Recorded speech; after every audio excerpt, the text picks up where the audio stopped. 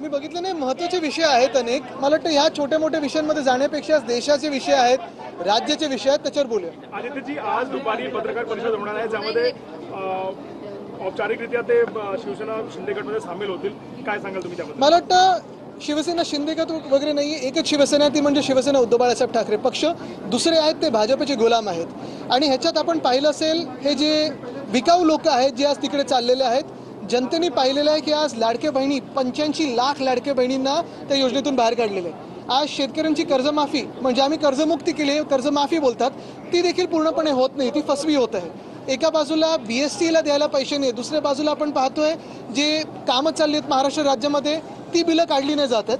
पण ह्या सगळ्या लोकांना विकत घ्यायला यांच्याकडे पैसे आहेत. ही विकाऊ लोक, हे नालायक लोक जे आज तिथे चाललेले आहेत, परवा संजय राऊतजींनी त्यांचं चांगलं वर्णन केलं, ही लोक जी गेलेली आहेत, ह्यांना जनता कुठचं ऑपरेशन करायचं ठरवेल. पण ह्याच्यात एक महत्त्वाचं आहे, हे सगळे जे खोटारडे लोक आज तिथे चाललेले आहेत, हे जिंकून आले ते भाजपाच्या विरोधातल्या मतांवर, हे जिंकून आले ते उद्धव साहेबांच्या चेहऱ्यावर जिंकून आलेत, हे जिंकून आले ते शिवसेना उद्धव बाळासाहेब ठाकरे पक्ष असेल, राष्ट्रवादी काँग्रेस शरदचंद्र पवार साहेबांचा पक्ष असेल किंवा काँग्रेस असेल, आणि आमचे सगळे मित्र पक्षांच्या सभा मागून मागून जिंकून आलेले आहेत. हे स्वतःच्या चेहऱ्यावर किंवा भाजपच्या चेहऱ्यावर जिंकून आलेले नाही आहेत. आणि लोक त्यांना त्यांच्या मतदारसंघात तसेचे तशी उत्तरं देतील. आज 6 खासदारांना त्या संबंधित त्यांच्याबद्दल बोलत होतो. आणि त्याचबरोबर ओमराजेंकडून जास्त अपेक्षा होत्या. मला वाटतं दुर्भाग्यपूर्ण आहे, आम्ही जे दिलं त्यांना ते प्रेमच दिलं, एवढी वर्ष त्यांच्या सोबत उभं राहिलो, परिवार म्हणून सोबत उभं राहिलो, आणि अशा वेळेला सौदा करणं ह्या अशा काही गोष्टींसाठी स्वतःच्या नावाच्या स्वतःच्या परिवाराचं हे दुःखद आहे. मराठी होते मग तुमच्याकडे नाशिकमध्ये शिंदेच्या शिवसेनेला धक्का बसलाय, काय सांगाल? जाऊ दे. अरे हसता हसता बोलता नाही येत, हसता हसता बोलता नाही येत.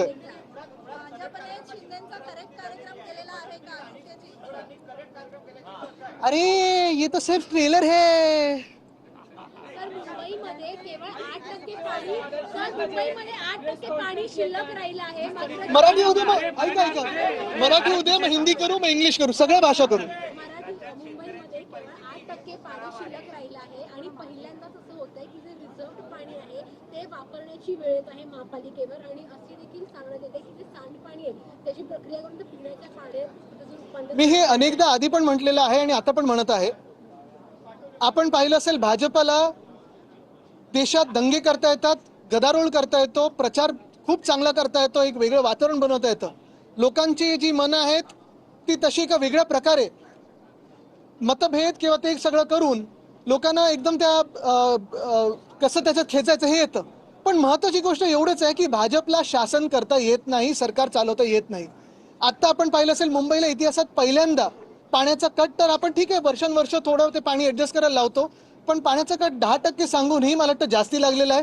जे पाणी येत आहे ते गढूळ पाणी येत आहे. आणि असं सगळं मुंबई कधी अशी चालत नव्हती आधी. आता नुसतं पाण्याचे कट नाही तर विजेचे कट देखील लागायला लागलेले आहेत. BSCचा पॉवर ट्रिपिंग व्हायला लागलेला आहे. आणि एवढं नुसतं मुंबईत नाही तर पुण्यात आलटून पालटून पाणी यायला लागलेलं आहे. म्हणजे इथेनॉल सगळ्यासाठी पाणी खेचतायत, पण अजूनही लोकांना पिण्याचं पाणी मिळत नाहीये. आणि म्हणून भाजप सरकार चालवण्यापेक्षा नुसतं तोडफोड कशी करायची, लोकांचे पक्ष कसे फोडायची, लोकांची घरं कशी तोडायची, ह्याच्यावर लक्ष केंद्रित करू नये. थोडं ह्याच्याकडून लक्ष काढलं, निवडणुकींकडून लक्ष काढलं आणि शासन जिथे जिथे जिंकले ते चालवण्यात जर लक्ष दिलं तर सरकार अजून चांगली चालू शकतात. पण हेच माझं म्हणणं आहे की हे आमदार फोडा, मग आता खासदार फोडू, मग आता आम्ही परत एकदा तुमचे आमदार फोडू, मग नगरसेवक फोडू. थोडं तरी लक्ष तुम्हाला ज्याच्यासाठी निवडून दिलं असेल त्या निवडणूक आयोगाने त्याच्यावर तर टाका. आणि अजून एक तुम्हाला सांगतो, जो डिसॅलिनेशन प्लांट, जो आम्ही समुद्राचं पाणी गोड करण्याचा प्लांट आम्ही काढत होतो, तो जर 2021 साली जो आम्ही मंजूर केला होता तो आतापर्यंत पूर्ण केला असता, 2025 साली पूर्ण व्हायला पाहिजे होता, तर ह्यांना आज ही पूर्ण मुंबईकरांवर वेळ आणण्याची पाळीच नसती हल्ली. त्याला तुमची मदत झाली तुमच्याकडून काही संजय राऊत म्हणे. मग असे सांगितलं ना मी, जे खासदार निघून गेले ते एक सांगतायत की निधी मिळत नव्हता, आष्टीकर असेल किंवा उठराजे निंबाळकर, त्याच्यामुळे हे पाऊल उचलावं लागलं. म्हणजे दुसरी बाजू ही पण दिसत आहे की हे सरकार कसं मतभेद करतं, हे एक फार महत्वाचं आहे. आज आम्हाला इथे सगळे जे आम्ही आमदार उभे आहोत, आम्हाला कोणालाही निधी मिळत नाहीये. जेव्हा कुठचंही आता एवढ्या 80 वर्षाचा जो इतिहास आहे आपल्या देशाचा, जी कुठची सत्ताधारी पक्ष असतील, विरोधी पक्षाला देखील थोडाफार पण तो निधी तरी द्यायचे, कारण आम्ही जे येतो ते जनतेतून निवडून येतो. जर तुम्ही आम्हाला निधी नाही दिलात तर अन्याय हा फक्त आमच्या मतदारांवर नाही तर तुमच्या पण मतदारांवर तेवढाच होतो, कारण सगळे ह्या देशाचे नागरिक आहेत. हे जरी असलं तरी आम्हाला जे निवडून दिलेलं आहे ते शिवसेना उद्धव बाळासाहेब ठाकरे पक्ष म्हणून निवडून दिलेलं आहे, भाजप विरोधी म्हणून दिलेलं आहे आणि राष्ट्राच्या हितात, महाराष्ट्राच्या हितासाठी आम्हाला निवडून दिलेलं आहे. हे जे कोणी पलटतात ना तिथे निधी द्या ते काही मतदारसंघाच्या निधीसाठी नाही, स्वतःच्या खिशांसाठी पळून गेलेले आहेत. हा सौदा केलेला आहे त्यांनी.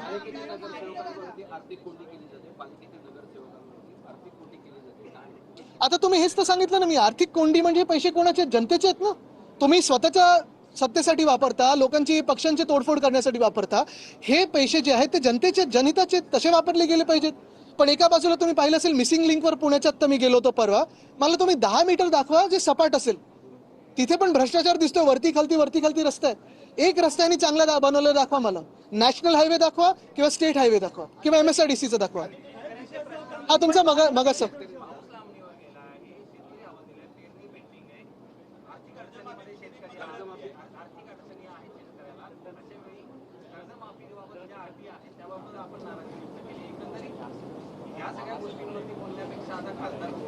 हेच तर मी सांगतोय.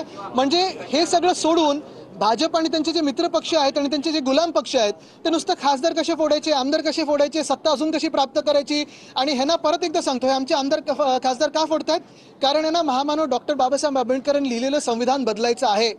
ह्या देशाच्या जनतेने 2024 मध्ये ह्यांना रोखलं, 2040 वर रोखलं आणि म्हणून हे सगळे खासदार निवडून दिले होते. आता हेच खासदार फोडून त्यांना परत महामानव डॉक्टर बाबासाहेब आंबेडकरांचं संविधान हे बदलायचं आहे.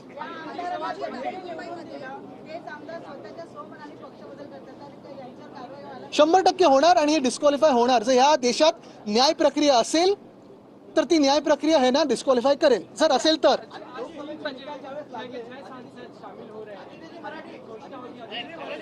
पूर्ण मराठी उद्या मग हिंदी.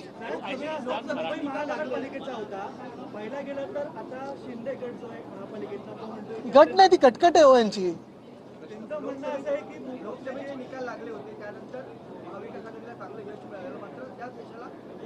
मी आज तुम्हाला सांगतो महत्वाची गोष्ट हीच आहे की हे जी त्यांनी तोडफोड केली हे 6चे 6 जे आहेत विकाऊ लोक, त्यांनी राजीनामा द्यावा आणि पुन्हा एकदा भाजपच्या चेहऱ्यावर जे कोण त्यांचे प्रमुख नेते असतील त्यांच्या चेहऱ्यावर आज निवडणूक लढवावी. आज पण त्यांना हरवून दाखवा. नवी मुंबईमध्ये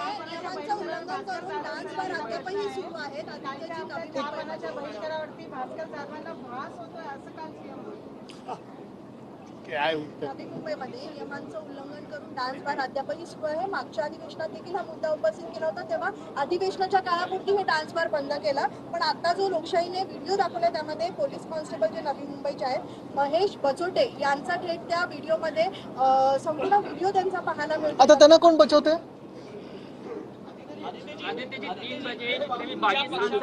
तुमचा पहिला प्रश्न होता आता झाला. हा मग आमच्या वरळीचा एक शेवटचा प्रश्न देऊया. बीडीडी भास्कर जाधवांचा एक व्हिडिओ व्हायरल झाला होता. मिलिंद दानवेकर आलं तर काय झालं त्याच्यावर आज मिलिंद दानवेकर. अरे मला वाटतं ह्याच्यात एवढे देशात आणि राज्यात एवढे महत्वाचे प्रश्न आहेत ना, ह्यांनी पण तेवढे इम्पॉर्टन्स दिलं. हे चालू असतं ना, आता आपल्या वरळीत किती चालू असतं, थोडं चालू असतं. हल्दी जी आज जो 6 बागी सांसद हैं वो औपचारिक बागी नहीं, डरपोक है और बिकाऊ है. वो शिवसेना के शिंदे गुट में शामिल हो जाएंगे, इस बात की चर्चा है कि प्रेस कॉन्फ्रेंस होगी. इस पे क्या प्रतिक्रिया ओवरऑल इस पूरे जो 6 बागी नहीं बिकाऊ सांसद है वो चुन के आए थे उद्धव बाळासाहेब ठाकरे इनके चेहरे पे. जो वो चुन के आए थे वो महाविकास आघाड़ी और इंडिया अलायंस के चेहरे पे. वो जो चुन के आए थे वो भाजपा के खिलाफ आए थे, जिस भाजपा को इस देश का संविधान बदलना है. आज भाजपा इनको तोड़फोड़ करके जो अपने पक्ष में, अपने दल में शामिल करना चाहती है, दलदल में शामिल करना चाहती है, वो इसीलिए करना चाहती है ताकि वो देश का संविधान बदल सके. उनको 2/3 जो मेजॉरिटी है वो ही प्राप्त करना चाहती है और ताकि देश में संविधान बदल सके, यही उनका लक्ष्य है. एक असं करू. जो शिवसेना में फूट हुई थी उसके बाद जो कानूनी लड़ाई थी वो लंबी चली, अब तक खत्म नहीं हुई है. दूसरी बार ये लड़ाई आप कैसे जीतेंगे, इसके लिए क्या करेंगे? और गोवा का भी केस पेंडिंग है. यही तो बात है. अगर इस देश में कानून व्यवस्था है, न्याय प्रक्रिया है, तो हम यही अपेक्षित करते हैं कि न्याय हमें मिले. ये न्याय सिर्फ हमारे पार्टी के लिए नहीं है.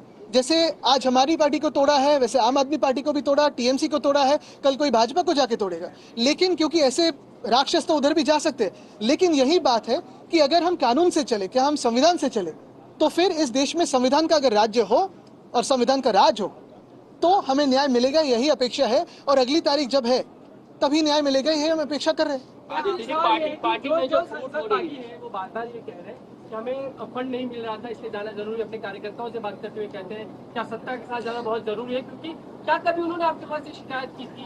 क्या सिर्फ फंड? हम सारे जो यहाँ विधायक हैं, हमें भी जो स्पेशल फंड है वो कभी नहीं मिलता है, वैसे ही ना सांसदों को मिलता है। लेकिन ये लड़ाई फंड के बारे में नहीं है। लोग भी समझते हैं कि ये भाजपा का जो शासन है वो शासन पे नहीं ध्यान देता है। आज देखो, किसानों का कर्जा माफ नहीं हुआ है ठीक तरीके से, महिलाओं को लाडली बहना योजना से 80 लाख महिलाओं को निकाला है। बहुत सारे प्रश्न हैं। आज महंगाई बढ़ती जा रही है, गैस डीजल पेट्रोल के तो सवाल है ही, लेकिन ये सारी बातें छोड़ के नीट का भी सवाल तो है ही। ये सारी बातें एक तरफ, और भाजपा का जो एक सत्ता पिपासु वृत्ति है उनकी, वो तो दिख रही है।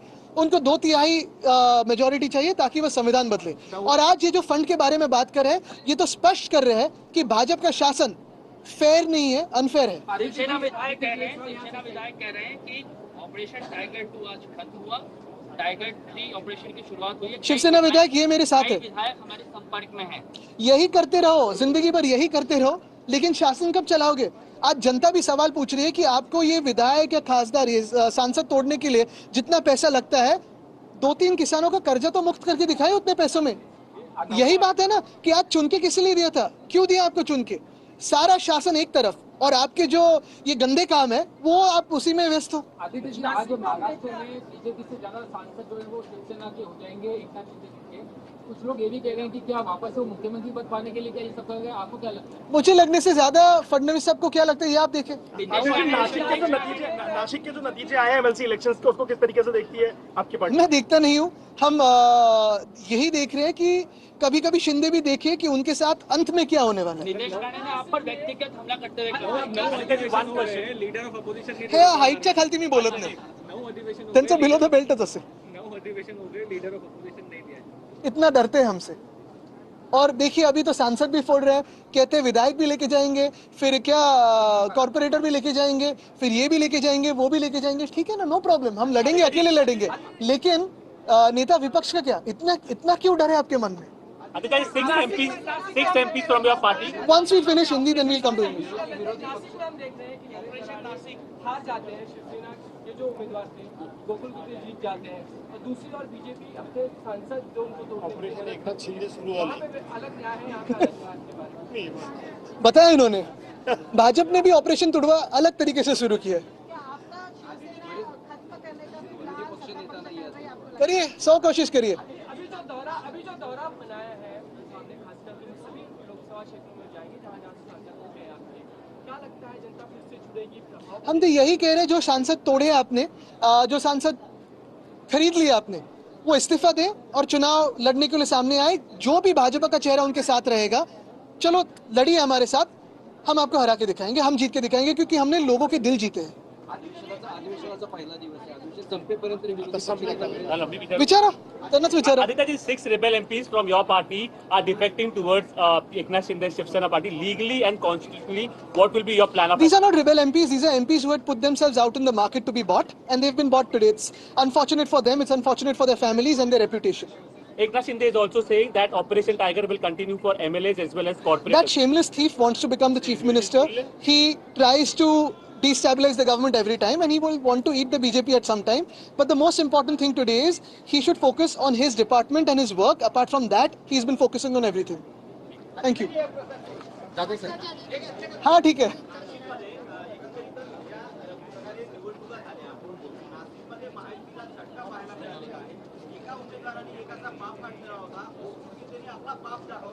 मला वाटतं सगळ्या घाणेरड्या राजकारणाला बाजूला ठेवून मी सतत सांगत आहे की लोक बघतात की तुम्हाला ते निवडून दिले ना, तुम्ही काम काय करताय, हे पक्ष फोडायचे, विकत घ्यायचे, अमुक करू तमुक करू, हे सगळं सोडून जरा काम काय चाललंय, लोकांचे हाल काय आहेत ना रस्त्यावर, ते जरा बघा।